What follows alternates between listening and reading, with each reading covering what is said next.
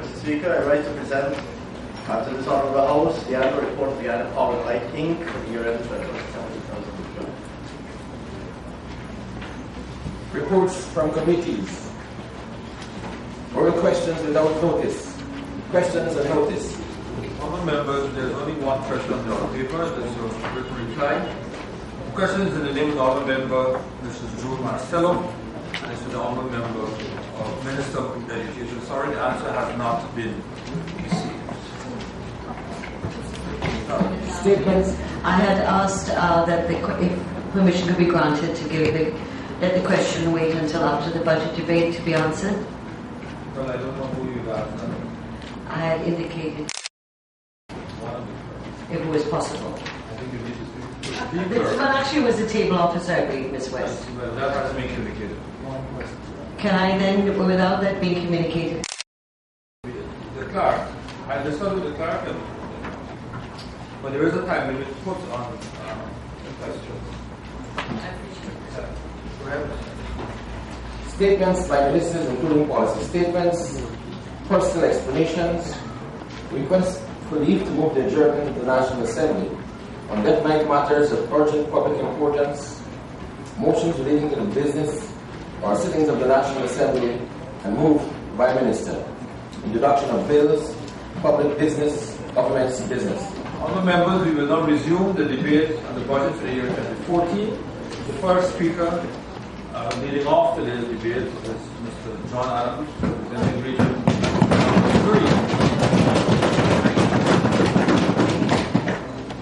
3. Mr. Speaker, I rise to join my colleagues in debating the 2014 national budget, which was delivered to this August House by the Honourable Minister of Finance. Permit me at the outset, Mr. Speaker, to express disagreement with the misapplication of the theme, a better Guyana for all Guyanese. This is an unrealistic title for an almost 3-hour litany, and it is more suited to be labelled Making a Better Life.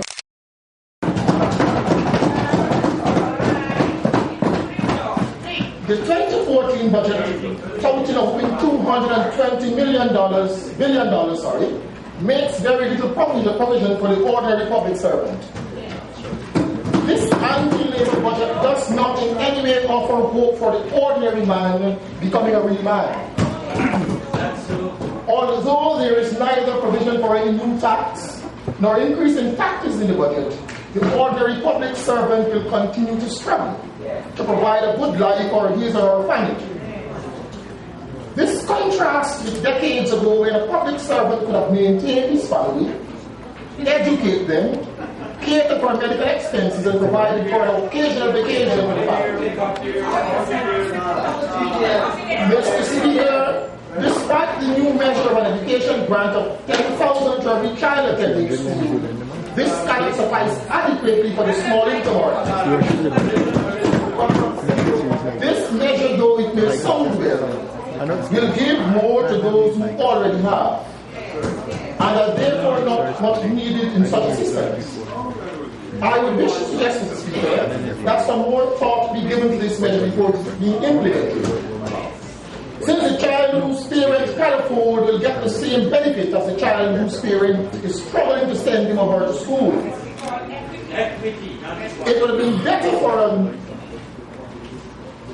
it would be better if a feasibility study was conducted so that this advantage would have benefit from double or triple times the 10,000. In addition, I ask, Mr. Speaker, what has been considered for ordinary nurses, teachers, the men and women in uniform, the street cleaners, the ward maids, etc. They too desperately need an increase in salaries to make them pay. A lot of green. A 10,000 non-taxable grant on their wages and salaries would have been a good start in an effort to alleviate the hardships they face. Mr. Speaker, the Honourable Minister of Finance and all of the ministers should park their vehicles occasionally and go to the marketplaces, go to the bus parks, and hear the plight of our public servants, as they will be better equipped to make informed decisions when it comes to the minimum wage or salary for downtown public servants. A flash blast in them. But Mr. you Speaker, get a step or two. after the budget was presented, I had the fortune of speaking with an old age pensioner On the subject. who is very dependent on a pension from a survivor. I asked, are you satisfied with the 5% increase? These were our exact words. With $625, I will buy a pound of beef for $500. And the smallest packet of curry powder, but still I ain't got no rice. So how am I cooking? In the year 2014, sir, $625 was just giving the pensioners almost nothing. Mr. Speaker, of all the rosy sounding developmental work the Honourable Minister alluded to in his presentation, very little caters for the human development, the most important human resource of any country. In Budget 2014, Mr. Speaker, billions of dollars have been allocated in the health sector. Ironically, although we hear of the amount of money being spent in this sector, God is left in shock upon visiting some of our medical institutions. Only a few weeks ago, the West Demerara Regional Hospital was short of some basic drugs to treat patients. Mr. Speaker, if the West Demerara Regional Hospital doesn't have drugs, then it is logical that there will be no medical supplies at Lenora, at Wakanam, at Leghorn, and all the other health centers and health posts in the region. Mr. Speaker, the Social Services Committee of this very 10th Parliament visited the Myconi Hospital in the month of March. And what a tragedy it was to discover that the institution was short of insulin. It begs the question, if we spend so much money on drugs, how it is then that there is a shortage? Maybe it is time to zero in on the procurement process associated with drug purchases for patient care. Further, these health institutions continue to be short of medical doctors and other critical staff. Although the government boasts of training umpteen doctors and nurses, I therefore cannot help but wonder, are we training these health sector professionals for export? And I would not even touch on the embarrassment the government brought on itself with the recent attempt to train a batch of nurses, for which a minuscule amount passed.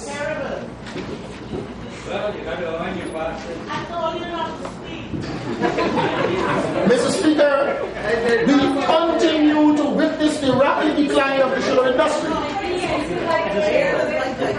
Despite the astronomical amount of money that is being pumped into this labor sector, it continues to fall short on its targets.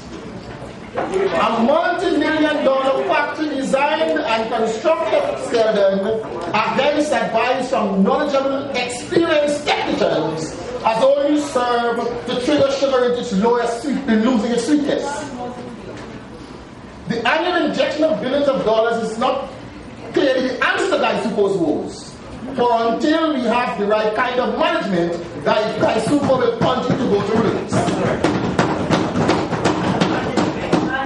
It was said somewhere during this debate that under the PNC government, we closed Versailles and Lenora Sugar Estates. That might be so, Mr. Speaker.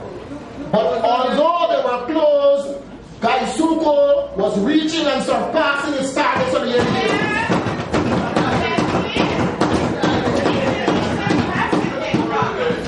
Mr. Speaker, Island Estate, like so many other estates, did not reach its target in 2013. And from the current trend, about things are progressing, it seems that this would again be the case in 2014. All of the graduates from the legendary Port Morant Apprentice Training School, only one can be found at Island Estate. Traditionally, Gaisuko was a corporation persons ran to for jobs and prided themselves in being an employee because of the favorable terms and conditions. Today, qualified persons, both technical and administrative, are placing employment at a hitherto glorious establishment down in their priority job placement. In fact, due to the inefficient administration, many attached to Gaisuko are looking for an opportunity to bail out. The managers from whom accountability is demanded are not allowed to manage. Take for instance, Mr. Speaker, if a person is to work overtime, a directive must come from the head office approving this intention. This situation of accountability without responsibility was unheard of in the time of Gaisuko, where it was reaching and surpassing the production targets. If the government does not act wisely and do so now, Gaisuko will be a corporation we once had. Mr. Speaker, another major agricultural crop of Region 3 is rice. And from speaking with farmers, one would instantly recognize that they too are experiencing severe constraints in this sector. Unless we forget, on the day the budget was presented to this National Assembly, dozens of farmers came from Region Number 2 out of disgust to protest against the government for the hardship they are experiencing as a result of the clueless manner the state is managing the rice sector. This grave shortcoming has resulted in the perpetuation of adversities to rice farmers, including not being paid for paddy sold since 2013 second crop. Rice farmers throughout our country are in dire need of a better stake in industry by way of technical and economical support. Education, Mr. Speaker. Although we welcome the news, both teachers and students of Zeeburg Secondary and St. John's Secondary Schools on acquiring new buildings, the education sector in Region 3 is not without its monumental challenges. Once again, the Department of Education staffers continue to function in a cramped building with some officers occupying plywood cubicles as their offices. These hard-working public servants now have access to only one stairway of that building since the REO in his wisdom decided to close one stairway. This is an occupation health and safety breach and undoubtedly a fire hazard.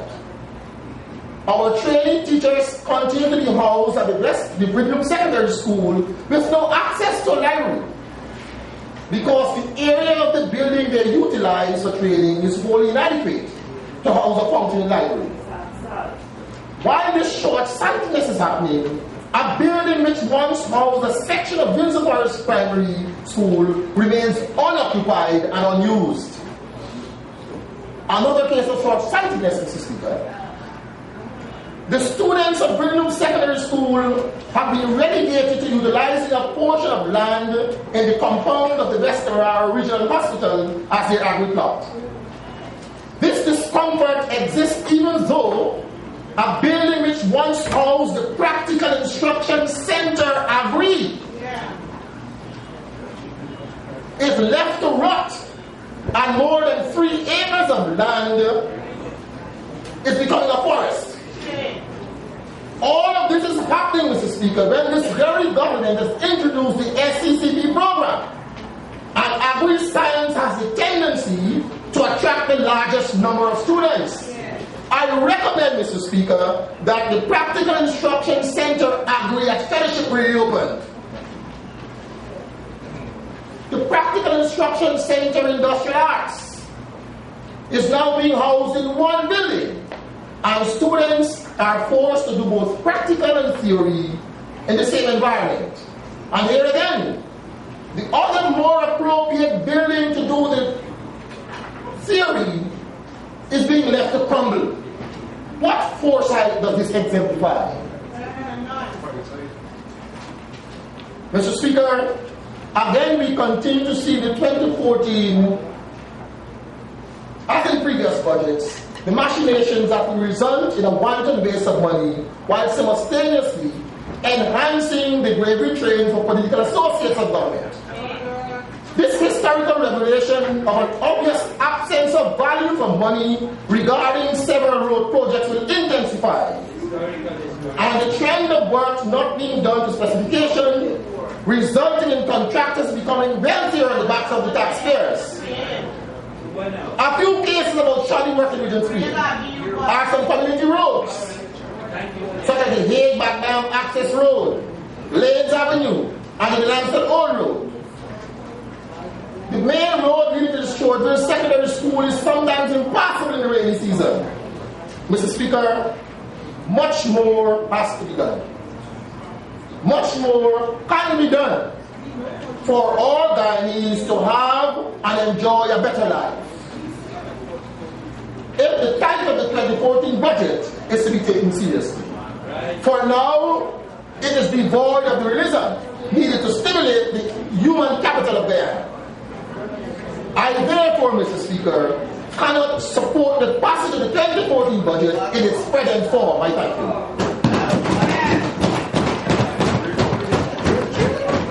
Members, I invite Honourable Minister Mr. Robert Biswas.